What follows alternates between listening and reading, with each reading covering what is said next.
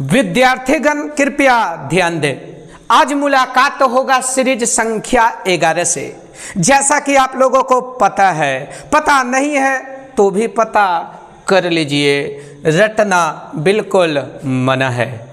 आ गया आज के क्लास में क्या आया? ऑब्जेक्टिव का सीरीज संख्या 11। और याद रखना, रटने की प्रयास नहीं कीजिएगा, रटिएगा तो कितना रटिएगा। सबसे बड़ा बात एकदम ना कहता है, सबसे बड़ा रोग क्या कहेंगे लोग, कुछ नहीं कहेगा। ध्यान दो, आवेश का कौन मात्रक? एसआई मात्रक। क्या होता है? कुलाम होता है। इसको कुलाम लिखल है। चल बोलेगा सर ये एम्पियर, तो बोलेंगे ये विद्युत धारक है। ध्यान दो, बुलाती है मगर जाने को नहीं। केवल ये नहीं कि आंसर लगा दिया और बाद निकल गया। कितना निकलेगा बताओ? विद्युत आवेश का एसआई मात्रक कुलम। बोलेगा सर क्या ऐसे? देखो, अगर रटना है तो कुलम कह के निकल जाएंगे, लेकिन रटने से कोई फायदा नहीं। हो सकता है एग्जाम में पूछेगा एम्पियर किसका मात्रक है, तो बोल देना विद्युत धारा का। फैराड किसका है? तो फैराड जो है ना वो आपका है, आपका एक फैराडे होता है, एक फराड होता है। फराड धारिता का और फैराडे आवेश का। तो फैराडे यहाँ धारिता का होगा। वोल्ट किसका है? तो विद्युत विभव या विभवांतर का। धीरे धीरे ध्यान, एम्पियर विद्युत धारा, फराड धारिता, वोल्ट किसका? विद्युत विभव या विभवांतर, और कुलाम किसका? आवेश का। फिर से ध्यान दो, जब कोई वस्तु ऋणावेशित होता है तो इसका द्रव्यमान क्या होता है? मैंने एक बार नहीं बार बार बोला है कि जब भी क्वेश्चन को पढ़िए तो एक बात हमेशा ध्यान दीजिए, ऑप्शन देखना बंद। केवल और केवल क्वेश्चन के बारे इस कदर सोचिए न कि एकदम उसके अलावा आपको कुछ दिखाई देना नहीं पड़े। ऐसा सोचिए कि नहीं कहता इस कदर आशिकी का असर छोड़ जाऊंगा। अर्थात इस प्रकार क्वेश्चन में आशिकी ले आइएगा ना कि उसको लगना चाहिए कि वाह क्या कह रहा है। उसके बाद ऑप्शन की तरफ जाइए। हम गारंटी करते हैं कि आपको 4 ऑप्शन नहीं देखना पड़ेगा, केवल और केवल आंसर दिखाई पड़ेगा। बोलिएगा गुरुजी भरोसा नहीं है, तो भरोसा के लिए जब कोई वस्तु ऋणावेशित होता है, इसका मतलब जब ऋणावेशित होगा तो द्रव्यमान क्या होगा? तो द्रव्यमान का चर्चा करना है। तो देखो, ऋणावेशित जैसा ही हुआ ऋणावेशित, इसका ऋणावेशित होता है कब? जब इलेक्ट्रॉन ग्रहण होता है तब। अगर इलेक्ट्रॉन ग्रहण होगा तो बताइए द्रव्यमान कमेगा कि द्रव्यमान में वृद्धि होगा?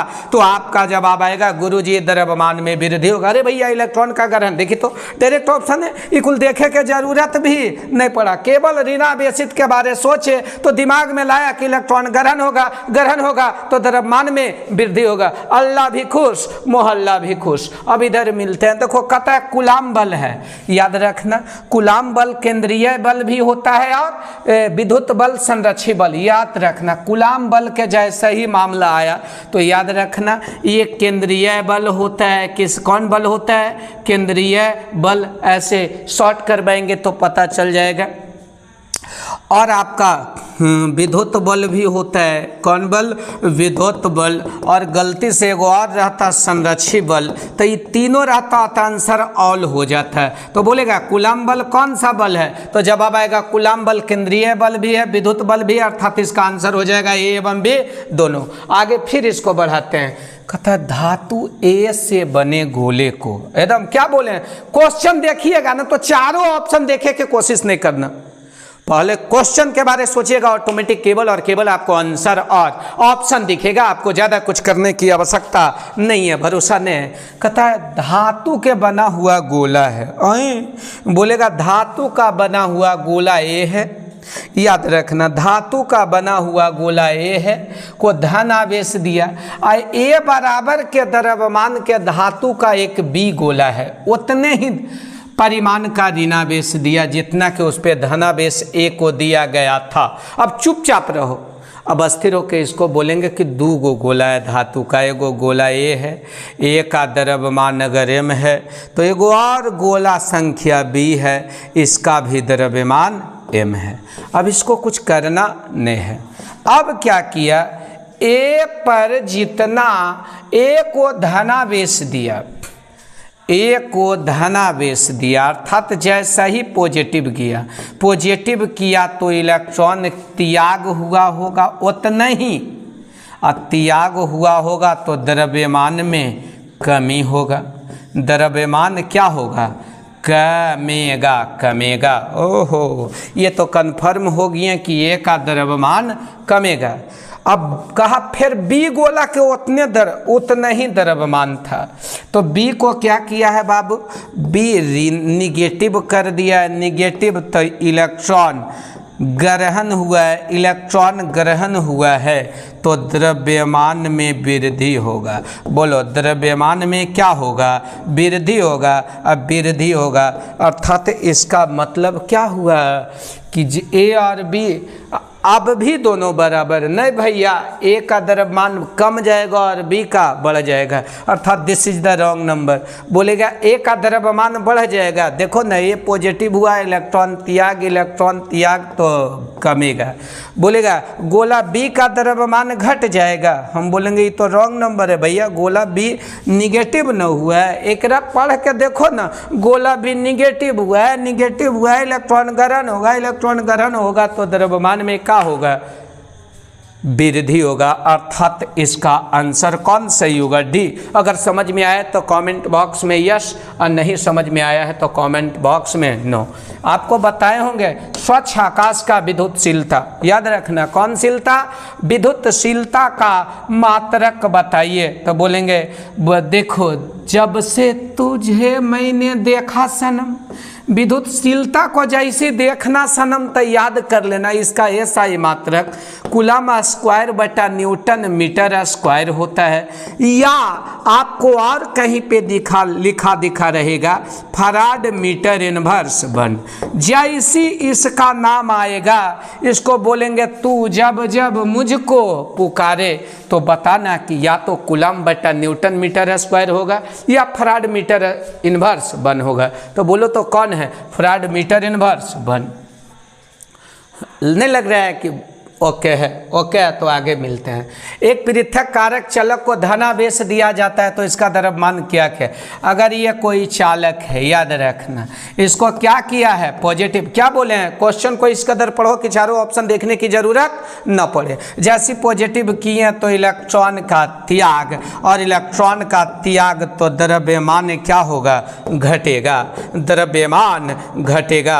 हमें आशा ही नहीं बल्कि पूर्ण विश्वास है कि इसका आंसर ए हो जाएगा। अब चारों के देखे के जरूरत नहीं है, वही ग्रहण ऋणावेशित रहता तो बढ़ता। स्थिर वैद्युत की क्षेत्र क्या होता है, याद रखना स्थिर वैद्युत के क्षेत्र जो है वो संरक्षी होता है, याद रखना क्या होता है, कंजर्वेटिव, अंग्रेजी में कंजर्वेटिव, संरक्षी होता है। कौन, स्थिर वैद्युत के क्षेत्र आपका संरक्षी होता है। आगे करें विद्युत क्षेत्र का SI मात्रक है, रटना मने। देखो अब बोले क्या बोले हैं कि पहले क्वेश्चन के बारे इतना देख लेना है कि आपको चारों ऑप्शन देखने की जरूरत नहीं पड़े। जैसे विद्युत क्षेत्र का बात आता है तो ई बराबर फार्मूला होता है FE बटा Q0। यह है जब ई है ना, इसी को बोलेंगे विद्युत क्षेत्र। FE किसको बतलाएगा बाबू, बल को, और Q0 किसको बताएगा, आवेश को।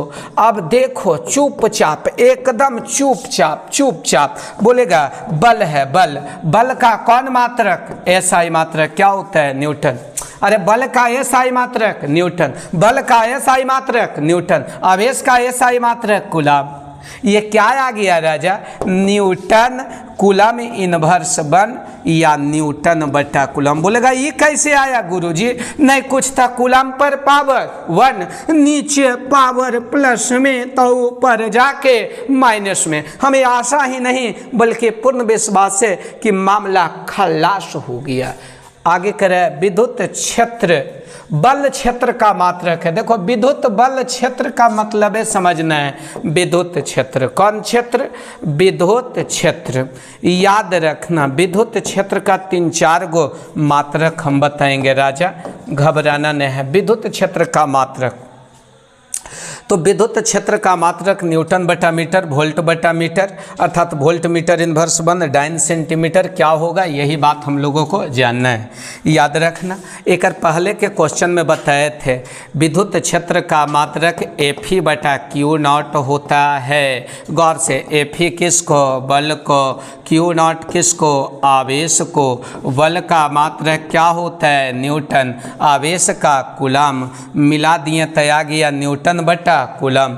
अब एक और काम करना है, न्यूटन बटा कूलम, लेकिन न्यूटन बटा कूलम कहीं मिलुल नहीं रहा है।